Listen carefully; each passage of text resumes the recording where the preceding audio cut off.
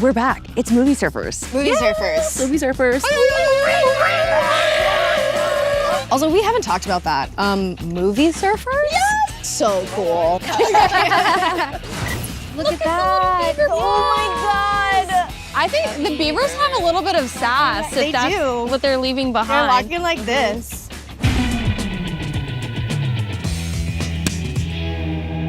What's up, Movie Surfers? We're going behind the scenes of Pixar's Hoppers. This technology gives us unprecedented access to the animal world. We put this into this. We are here at Pixar Animation Studios in Emeryville, California. What a welcome from the iconic Pixar lamp.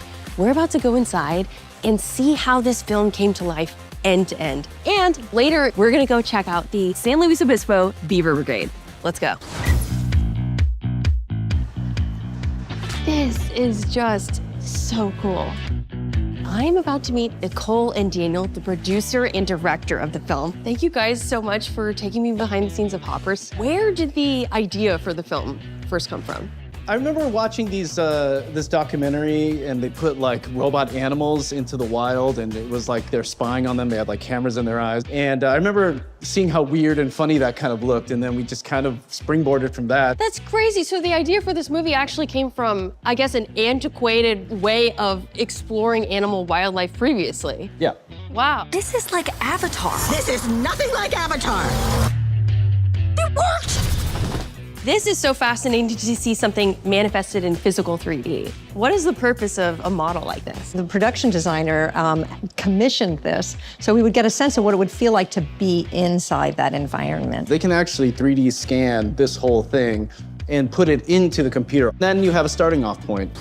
Everyone has heard about Disney, Pixar research trips, so I've got to know everything that happened on yours. We arranged a trip to Yellowstone National Park. Obviously, we went there to see beavers, but they did not come out. We did get to go to a beaver lodge, an abandoned one, and you can see my feet here. I actually got to go in. You went, this is you inside the beaver lodge, so Yeah. you became a beaver. Yeah. That's crazy. So Anna, you are a character designer. Yes. Could you walk me through what these different types of photos mean? Like, what exactly is an expression sheet? The expression sheet's mostly just to test out like the range of expressions that the characters can go through. We try and take moments from the story. How much do you reference a real beaver? A lot, actually. We did study, especially as they got into animation, like the way that they swim is really specific. It's kind of like doggy paddling almost. How do you incorporate the personality of the voice actor into the ultimate character? I could show you what I do by trying to draw you as a beaver if you want to see how that would look. I would love that. Yeah. Yes. Okay, cool. It's so cute. This is Michelle as a beaver. Trying to get some details in there, the eyeliner, the hair, the jacket. What do you guys think? Now it's time to see how the whole rest of the process comes together. I'd love to hear about you and what you did on Hoppers. I'm responsible for the look of the film, all of the environments, characters, lighting. And as the visual effects supervisor, once we've designed everything and determined what we want it to look like, we have to make it all. The great thing about computer graphics is that you can make anything you want. The tricky thing about making movies with computer graphics is that you have to make everything.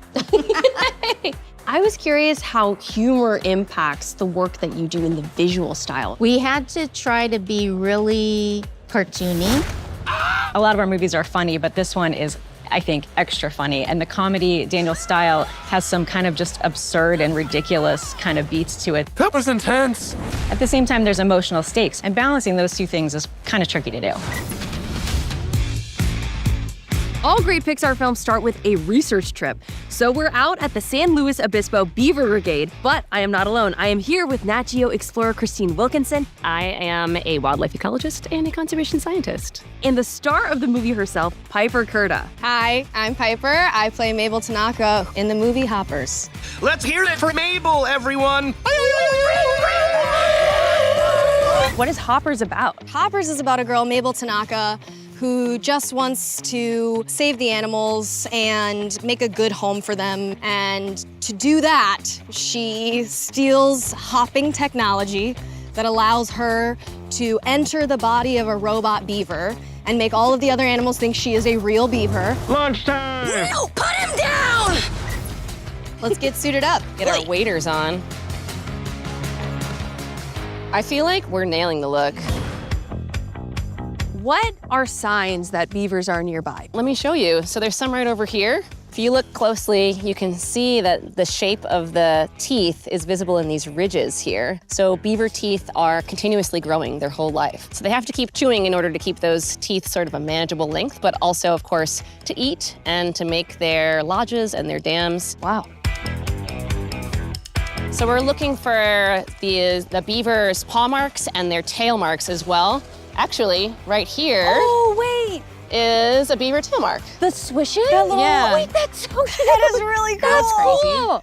I think the beavers have a little bit of sass. They if that's do. what they're leaving behind. They're walking like this. Look, see that hole right there? Oh! Possibly the entrance to a den. That's so cool. Obviously, so much research went into making our movie, but now I'm getting to kind of like bridge that gap. So I'm like seeing the movie and now I'm seeing the research and seeing how they like all come together.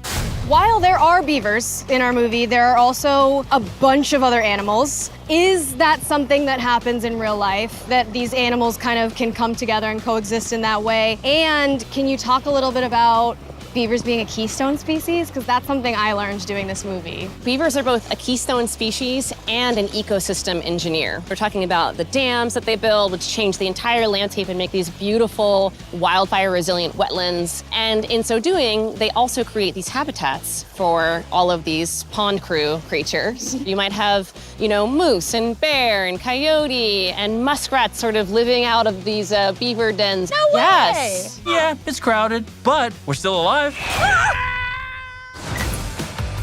We have arrived at the beaver home. Do we want to go around and see where the underwater entrances could be? We're not going to go in. Because beavers are nocturnal, are they asleep in there right now? They could be asleep in there right now, and then they'll come out around dusk. I wish I could just crawl in there. Like, I think we could fit. I feel like I would not want to be face to face with a beaver, or even face to tail. Christine, thank you so much for taking me and Piper out here. This was so incredible. And Piper, it was so cool to hang out with you today. Movie surfers. Be sure to check out Hoppers only in theaters. Thanks for watching this episode of Movie Surfers. So, we've been here quite a while. And the beavers are still not showing. I think we should move quickly because the sun is setting very, very fast. It's gonna be dark. Bye, beavers. Thank you for clicking on our video, everybody. If you like what you saw here, please make sure you like the video and subscribe and share with your friends who like this sort of content. Joblo remains an independent company, and we appreciate all of your support.